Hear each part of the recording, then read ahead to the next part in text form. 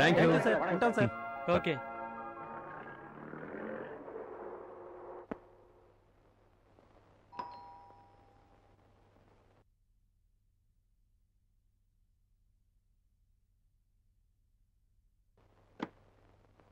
వేణు, ఏంటి ఐటమ్స్ ఏమైనా ఉన్నాయా? డోర్ తెరవడానికి ఎంతసేపు ఏంటి? రే రవి, ఇంకా నీ బుద్ధి మారలేదా? నాకు అప్పుడప్పుడు వస్తుందిరా. రేయ్, నాకు ఆకలి అవుతుందిరా, భోంచేయడానికి ఎక్కడికైనా వెళ్దాం రండి. ఇవాళ నేను ఉపవాసం రా. ఉపవాసమా? అయ్యయ్యో, మా అమ్మకి నేను ఒక్కనేరా పిల్లాడిని, అన్నం తినకుండా ఉండలేనురా. వెళ్ళి తినరా. మరి డబ్బులు? నేను ఇస్తానులేరా. అయితే సరే. ఇదిగో ఫ్లైట్ టికెట్. ఏం చెప్పినా చాలా కరెక్ట్ గా చేస్తావురా. రాజా, మళ్ళీ హైదరాబాద్ ఎప్పుడొస్తావు? మహాభారతంలో శ్రీకృష్ణుడిలా ఎప్పుడు అవసరమైతే అప్పుడు వస్తాను. అప్పుడప్పుడు టీవీలో వేస్తారే మహాభారతం, అందులో కృష్ణుని మాదిరిగా వస్తావా? వారం వారం వస్తావా? అవునరా. అప్పా, why don't you come to Delhi man?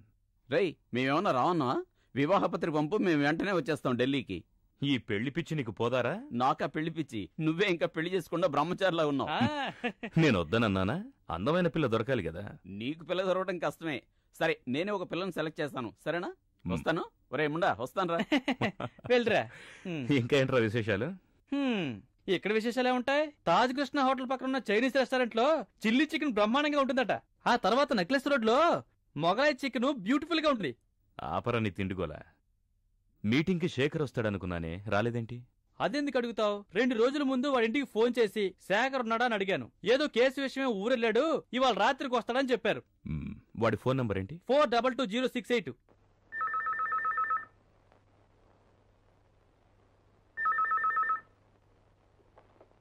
Hello. Shekhar here. Shekhar, నేను రాజాని మాట్లాడుతున్నాను. నేను హోటల్కి ఫోన్ చేశాను, నువ్వు రాలేదని చెప్పారే.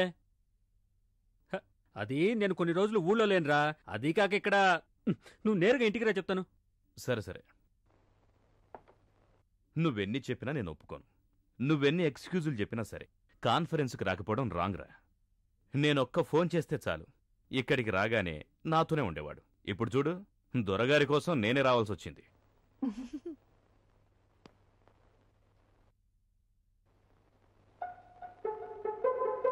రే శేఖర్, ఏంట్రా నీ మొహం లేదో దిగులు కనపడుతోంది? అది నేను బాగా నమ్మకంతో ఓ కేసు వాదించానురా, కానీ నాకు అగెన్స్ట్గా తీర్పు వస్తుందని నేను ఊహించనే లేదు. ఓ, కేసు విషయమా?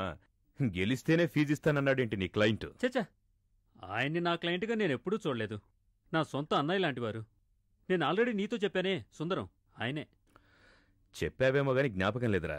అవును, ఏంటా కేసు? పేపర్లో చదివే ఉంటావే, అదే విజయలక్ష్మి హత్య కేసు. అందులో అతనే నిందితుడు. ఆ తర్వాత? క్యాపిటల్ పనిష్మెంట్, ఉరిశిక్ష విధించారు. ఉరిశిక్ష? ఎవరా విజయలక్ష్మి? అదే సుందరం గారి తమ్ముడు భార్య. ఓ, ఆ టైప్ కేసా? చచ్చా, నువ్వనుకుంటున్నాడు కాదు శేఖర్, ఆయన నిజంగా నిరపరాధి. కాని ఏం చేయను, అన్ని సాక్ష్యాలు ఆయనకంతా ఎగెన్స్ట్గా ఉన్నాయి. నేను ఎంతగానో ప్రయత్నించాను తెలుసా. రే శేఖర్, ఒక వకీలు ఎంతో కష్టపడి కేసును వాదించొచ్చు, కాని అన్ని కేసులు గెలవాలని లేదురా. సెషన్స్లోనేగా ఈ తీర్పు చెప్పారు. హైకోర్టు ఉందిగా, ఏదో విధంగా శిక్ష తగ్గించుకోవచ్చు. No Raja, that's not the point. ఆయనకు అసలు శిక్షే పడకూడదు. రాజా, హైకోర్టులో ఈ కేసును నువ్వు ఆర్గ్యూ చేస్తే నేనా? I'm sorry. ఢిల్లీని వదిలి ఇక్కడికొచ్చి ఒక కేసు వాదించాలని నాకు లేదురా. రాజా, నో అని చెప్పొద్దురా, నాకోసం రా ప్లీజ్. చూడరా శేఖర్, హైకోర్టులో నువ్వు వాదిస్తే చాలు. అదిగాక నన్ను మించిన జీనియస్లు ఎంతోమంది ఉన్నారు, వాళ్లలో ఎవరినో ఒకరిని పెట్టుకో. పోయిందాని గురించి మనసు చెడగొట్టుకోకు. ఆ తర్వాత అదే దిగులతో వాదించలేవు. చెప్పింది విను. అమ్మ సుశీల, నేనెళ్ళొస్తానమ్మా. రే, నువ్వేంట్రా మాట్లాడవు? ఏం మాట్లాడమంటావు? సరే, మనసులో బాగా దిగులుగా ఉంటే 2 పెగ్గులేసుకుని హాయిగా పడుకో. వాడు తాగాడని నువ్వేం తిట్టకమ్మా. అవును, పిల్లలెక్కడే? పైన పడుకున్నారు. భోంచేసి వెళ్ళొచ్చుగా. లేదమ్మా, టైం 10 అయింది. ఉదయం 4 గంటలకే లేవాలి. 6 గంటలకు ఫ్లైట్. వెళ్ళా? Good night.